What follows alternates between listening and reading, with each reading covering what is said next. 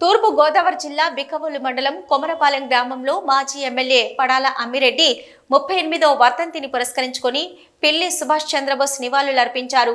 ఈ సందర్భంగా ఆయన మాట్లాడుతూ పడాల అమ్మిరెడ్డిని స్మరించుకుంటూ వారి యొక్క సేవలను మనమందరము జ్ఞాపకం చేసుకోవాలని అన్నారు. గతంలో పడాల అమ్మిరెడ్డి రాయవరం మనసబు ఉండవల్లి సత్యనారాయణమూర్తికి అత్యంత సన్నిహిత సంబంధాలు ఉన్నాయని అన్నారు.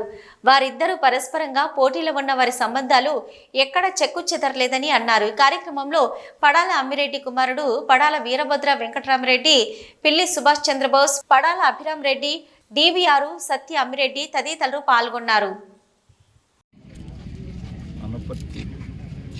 శాసనసభ నియోజకవర్గ ఫార్మర్ ఎమ్మెల్యే పడాల అమ్మిరెడ్డి గారు 38వ వర్ధంతి ఈ సందర్భంగా వారికి నివాళులర్పిస్తూ వారిని స్మరించుకుంటూ అమ్మిరెడ్డి గారి యొక్క సేవలను ఒకసారి మనం జ్ఞప్తికి చేసుకోవాల్సినటువంటి సమయం సందర్భం.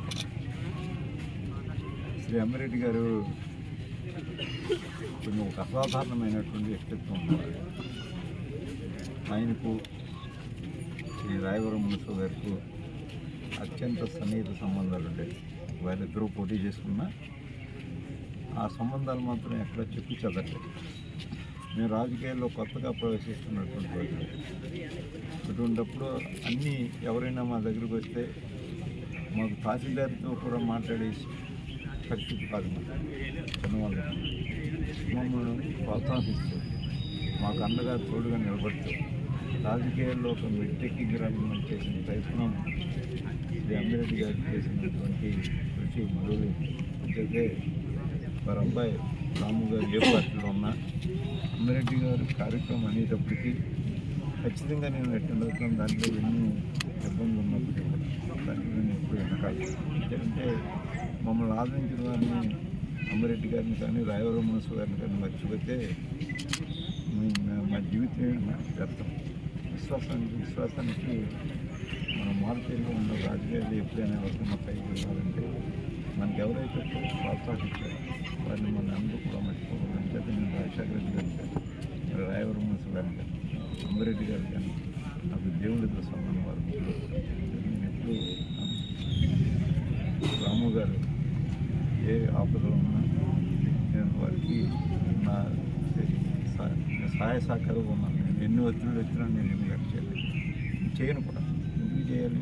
నేను ఏమైనా తప్పు చేస్తుంటే మనం రంగమ్మ గారు ఏమైనా సంఘ వ్యతిరేక కార్యక్రమాలు చేసేవాళ్ళు కానీ లేదా ఆయన ఏమైనా అభిష్ట అది కూడా రంగమ్మ గారు మీ అందరిలోనే కలిసిమెలిసి ఉన్నటువంటి ఒక మంచి వ్యక్తిత్వం నెలకొన్నటువంటి సూర్యుడు అయిన అటువంటి వారికి ఏమైనా ఇబ్బంది ఉన్నప్పుడు ఖచ్చితంగా ఒక స్నేహితులుగా మా ధర్మం సహకారం చేయాలి.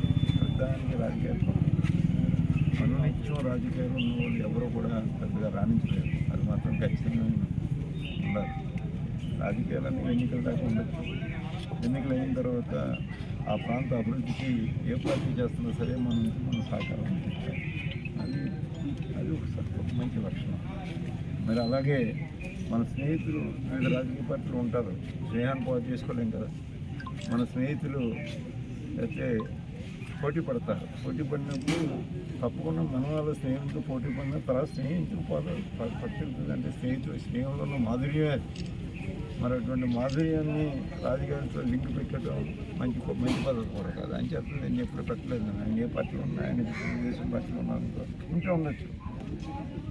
నేను దానికి సంబంధం లేదు. అమ్మిరెడ్డి గారు మమ్మల్ని ప్రోత్సహించినారు. అమ్మిరెడ్డి గారిని ఎవరు చేస్తారు మర్చిపోతే అందుకంటే తప్పు ఇంకోటి ఉండదు.